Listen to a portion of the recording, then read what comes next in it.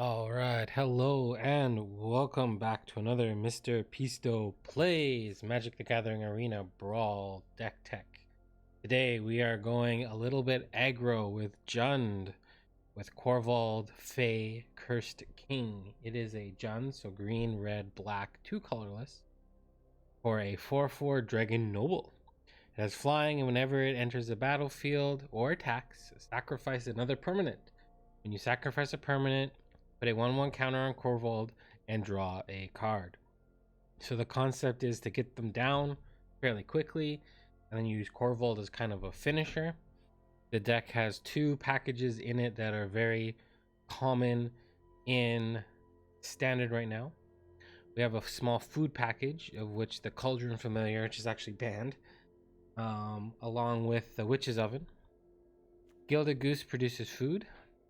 So this Cauldron Familiar is a 1/1 for 1 black mana. When there's a battlefield, each opponent loses 1 life and you gain 1 life, and you can sacrifice a food to return it from the graveyard to the battlefield. Gilded Goose is the only 1-drop ramp spell in the format right now, so when it enters the battlefield, you create a food token, and you can pay 1 and a green to create another food token, or you can sacrifice a food token to produce a mana. Trail of Crumbs. When Trail of Crumbs enters the battlefield, create a token, a food token. Whenever you sacrifice a food token, you can pay 1 mana. If you do, look at the top 2 cards of your library, one of them and you reveal a permanent card from among them, put it into your hand, with the rest on the bottom of your library. The Savvy Hunter is a 3 mana 3/3. Whenever it attacks or blocks, create a food token, and you can sacrifice 2 food tokens to draw a card. And then we have Wicked Wolf. It's a 4 mana 3/3. When it enters the battlefield, it fights up to 1 target creature you don't control, and you can sacrifice a food to put a 1/1 counter on it. Gains indestructible, and it gets tapped until the end of, or he taps it. Then we have an adventure package fueled by the Edgewall Innkeeper. A 1 mana 1/1. Whenever you cast a creature spell that has adventure, draw a card. We have the Fulmore Knight, or Foulmire Knight. Its adventure is a black and 2 colorless to draw a card, lose a life at instant speed, and is a 1/1 Death Toucher. Order of Midnight. You can sacrifice something to Korvold, get it back with this, play this as a 2 mana 2/2 flyer that can't block. So you can sacrifice it because it's just a 2/2 that can't block, and you can pay a black and a colorless to return target creature card from your graveyard to your hand. Ember Shieldbreaker is a 2 mana 2/1, or you can use Battle Display as a sorcerer to destroy an artifact. Midnight Rider, 3 mana 2/3 with lifelink, and when it dies, put it on the bottom of your library. And it has Swift and an instant for black colorless. Destroy target creature or planeswalker, you lose 2 life. Bonecrusher or Bonecrusher Giant is a 2 or 3 mana 4/3 that says whenever Bonecrusher Giant becomes the target of a spell, including your own, Bonecrusher Giant deals 2 damage to that spell's controller. And it has Instant of Stomp, a red and a colorless int. That damage can't be prevented this turn. Stomp deals 2 damage to any target. So this actually gets around protection in some ways, which could be relevant. Lovestruck Beast is a 3 mana 5/5, and it cannot attack unless you control a 1/1 creature. And for 1 green, you can create a 1/1 white human creature token for Heart's Desire. And the last card in the adventure package is the Beanstalk Giant. It is a 7 mana star. Power and toughness are each equal to the number of lands you control. And its Fertile Footsteps is a sorcery. For a green and 2 colorless, you can find a land, put it onto the battlefield untapped, and shuffle your library. So those are the 2 kind of common themes that we're seeing in standard right now. We are seeing food packages and we are seeing adventure packages. And if you're a fan of either of those, hit the like, subscribe, and notification button. If you're not a fan of either of those, well then, let's move on to the rest of the stuff. We have some ramp. Lotus Cobra. It's a 2 mana 2/1 landfall. Whenever land enters a battlefield under your control, add 1 mana of any color. Tangled Florahedron is a 2 mana 1/1, plays with Lovestruck Beast, and it taps to add a red green, or you can play it as a land early to produce a forest. Arcane Signet, 2 mana, taps to add 1 mana of any color in your commander's color identity. Solemn Simulacrum is a 4 mana 2/2. When it enters the battlefield, you may search your library for a basic land card, put that card on the battlefield tapped, and shuffle your library.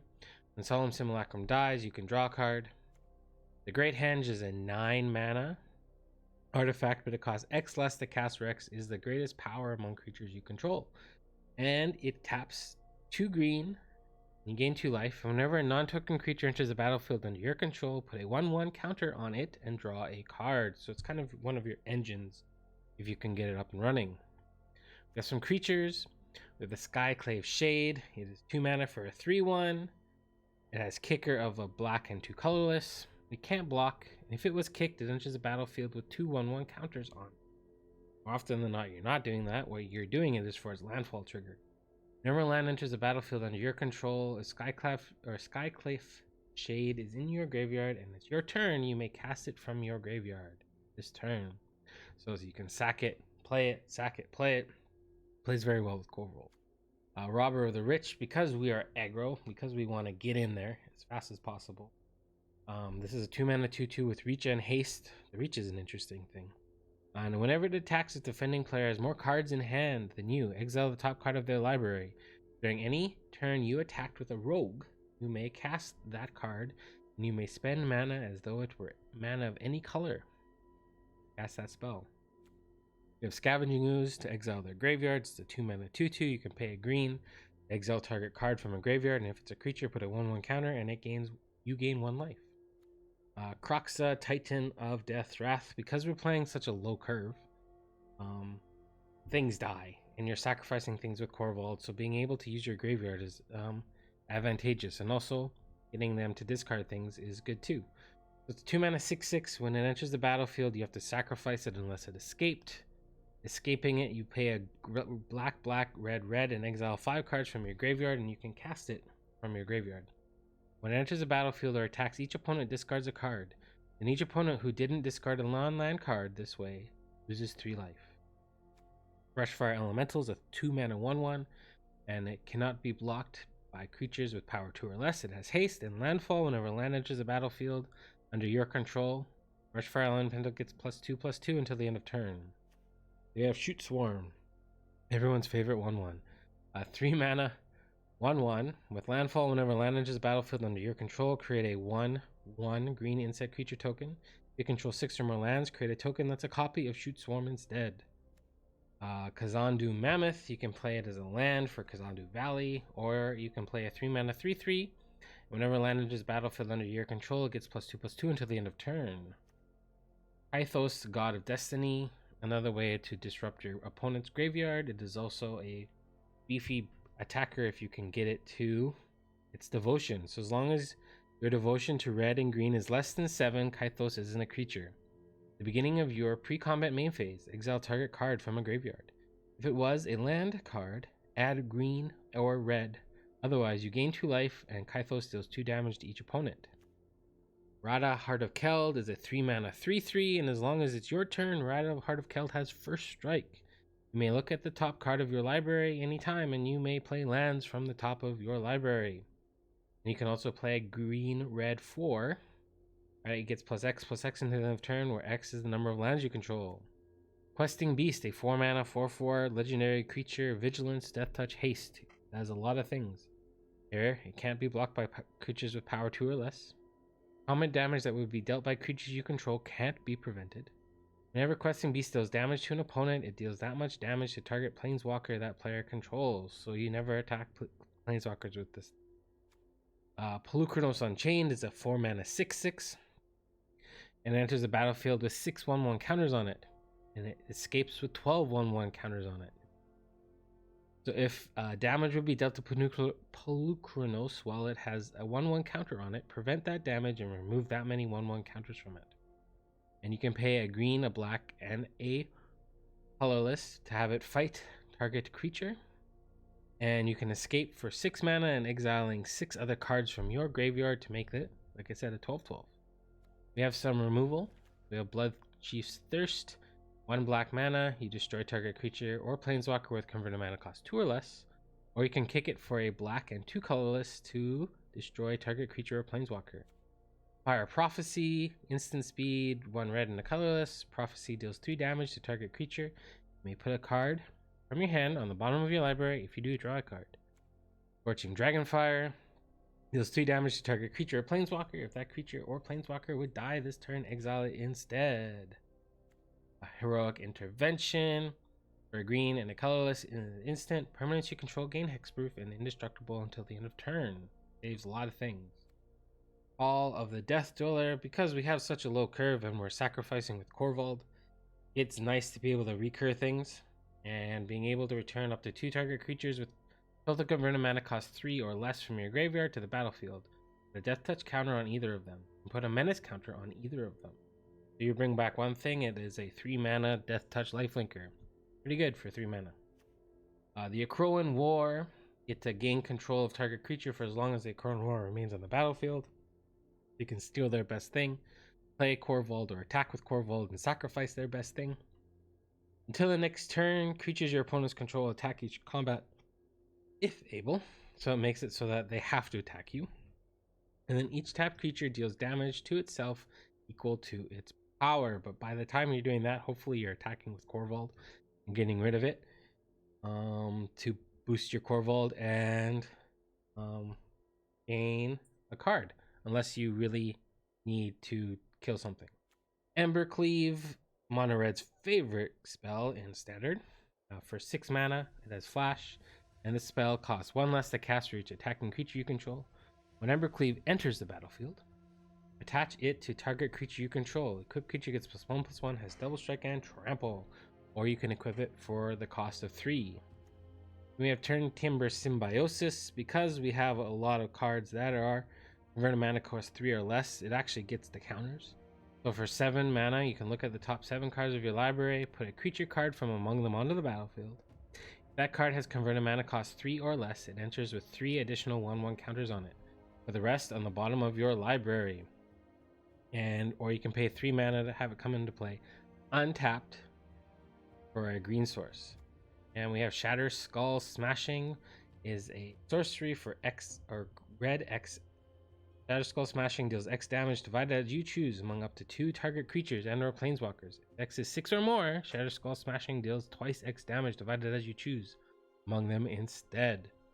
Or it is a red mana for 3 to come in untapped. And I just realized I think the black one will be good for this deck too. But we need to find the black. Where is it? Cost 3 mana. Where? Okay.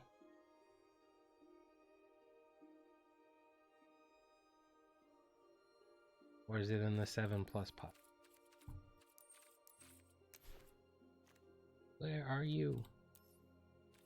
Okay, we'll do it.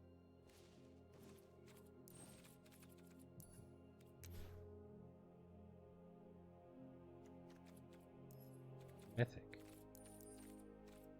That would be what. There we go. Take out a swamp. Alright. We just added the Agadeem's Awakening for black X. Return from your graveyard to the battlefield and a number of target creature cards with each have a different converted mana cost X or less. So you can sacrifice your creatures and then bring them back with Agadeem's Awakening. Alright. We're going to change it up a bit for the deck tech, and we're going to actually play a game to show you how the deck runs. And then if you want to see more, I'll have a gameplay session where we'll do multiple games. So we're gonna mix it up a bit. All right, let's find us a good game. All right, here we go. We're up against Zaito 97. They are playing our set, the Ancient Way. We are gonna lean heavily on this Arcane Signet. Keep this. But it's got early disruption. We can get there. I think this sound will be okay.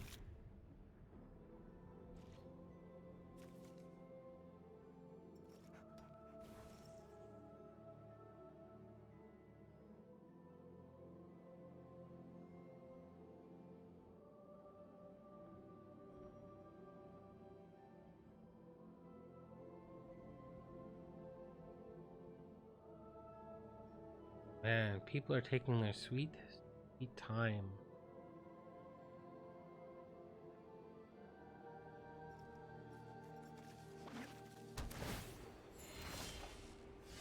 Drawing lands is good. Play something little, we can this and this.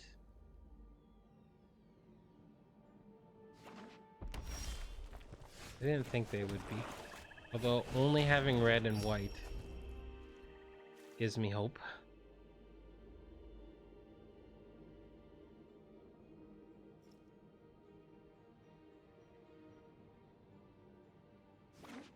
Another white. Oh, I feel sorry for them. But we are technically kind of stuck on 2 colors too. So this signet is going to make a big difference.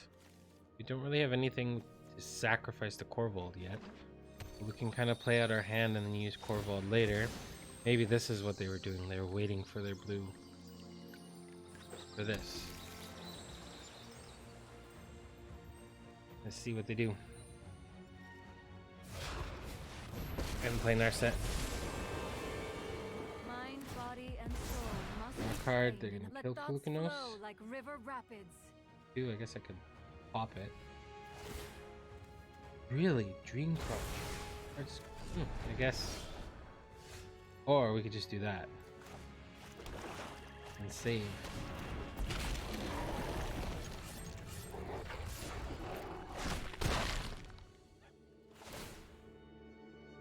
They're...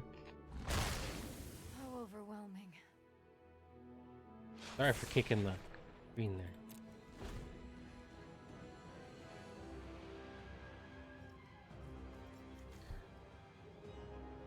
We gotta play Great Henge and then hopefully maybe start drawing cards. Oh. Oh, poor Pook. Bye bye, Fae-Cursed. My hand doesn't really do all that much. They are definitely digging the land. We got one.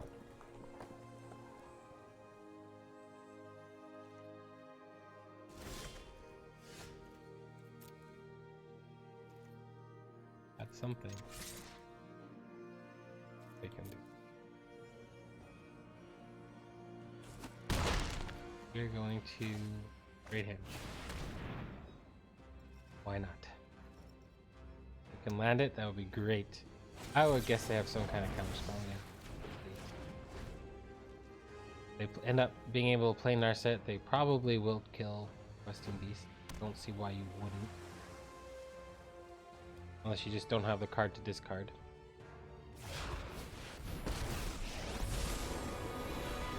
Let me demonstrate the prowess of my... Consider the future, then strike. By questing.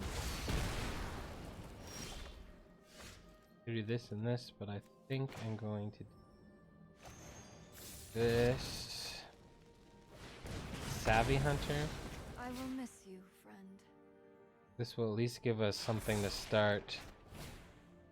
If it lives, it'll give us something to start sacrificing with Korvold. Will be nice. Korvold down and start taking advantage of those kinds of things. Unless it dies, then it dies, and we don't get to take advantage. Midnight Clock. Okay. Into nothing. But probably some kind of counter spell.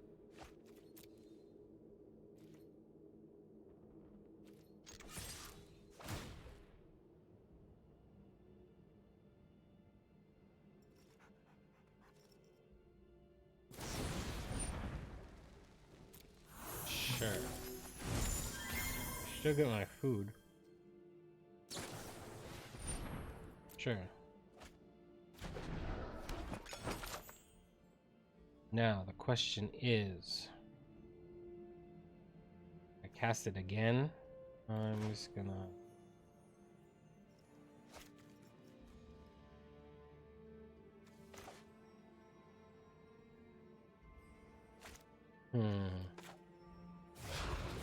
see if we can hit a land.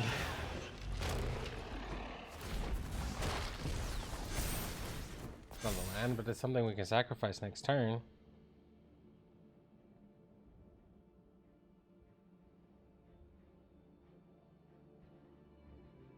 commander costs 8. That's a lot.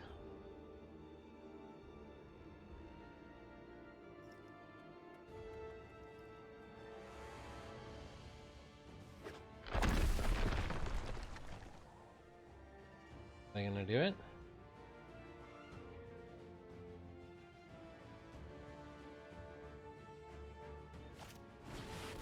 Terror of the Peaks. And dealing 1 damage to something? Power, 3 damage. Well, I have to...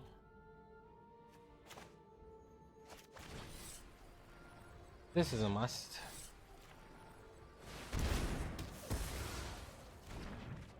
Then we will land. And we will give up a 1/1 Death Toucher or do nothing. I kind of need to attack. We give up the 1/1 token on this thing.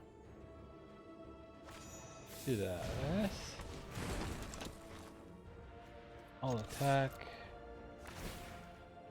Look that. Yeah, that's good.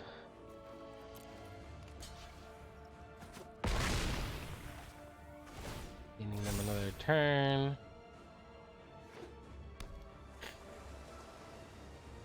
Three, 4, 5, 6. So we'll see what they play. Do. Narset again. Whether friend or foe. Bye bye Korvold. Then act. What is that? Extinction event? He knows that. Oh, I should have left it. Oh well. Alright, we are going to this grindy.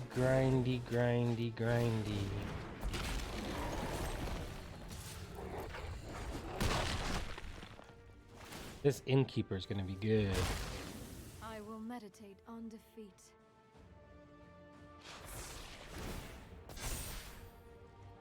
Draw all the cards. We can even Dragonfire this thing again if they decide to do that. Again. -4. I can kill it. They -4, they get rid of their midnight clock too. Yep. Alright, there's a land, but this this. I think I'm playing the 4/3. At least they can attack next turn. They blow the Edgewall Creeper up. Lovestruck Beast can't attack. One on top. Can I draw it with this? Can.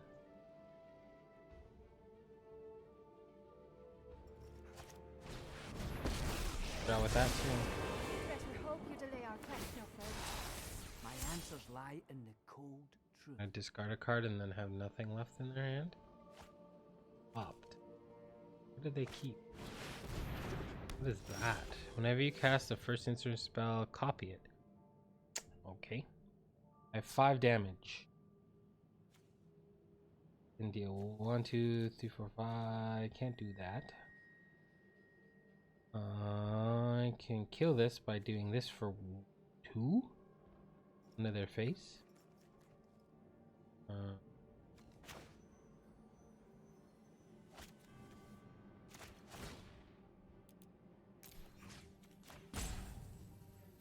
One,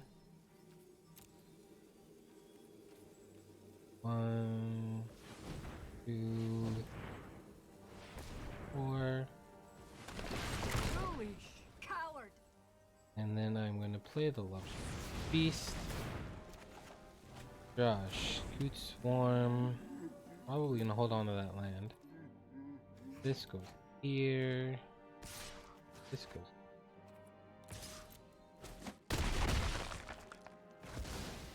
Could be very scary. And shattered. This makes it so that if they destroy this, I can still attack with that.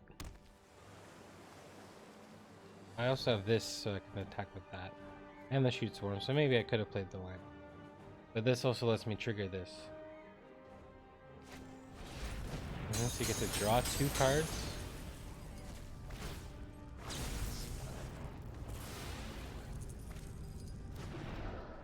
Oh, cool. That's interesting. Because I guess it stays. You cast it, and then it goes in the graveyard. You cast it, and it goes in the graveyard. Oh, I see. This is what we're trying to do: grind them out or kill them quickly. And we've been grinding them out. Now they're gonna rope us because they're frustrated. Come on. Don't do this. And let's do this. See if they have anything.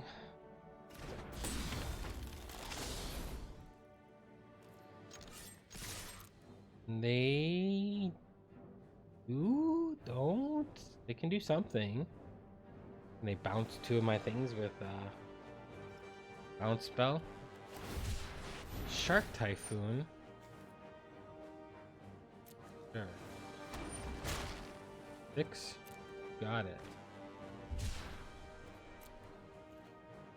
We're gonna take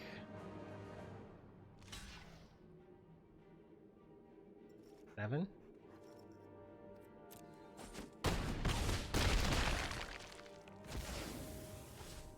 Now I want to play this and my land and another attacker.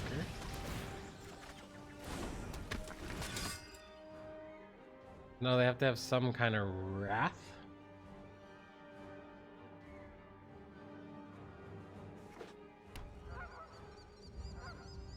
They could draw 2 cards again.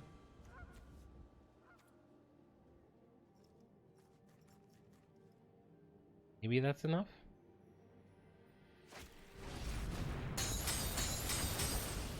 Fear, trial, this day.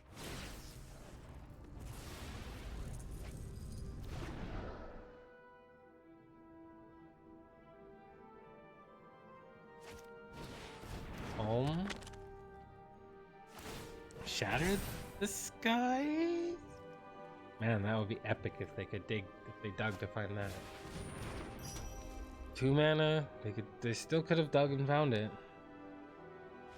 And they didn't. Alright, cool. Well, that's the deck. If you want to see more cool games that grind people out or mow them down quickly, take a look at the gameplay session that's going to be coming out soon. Alright, thanks for watching. Bye for now.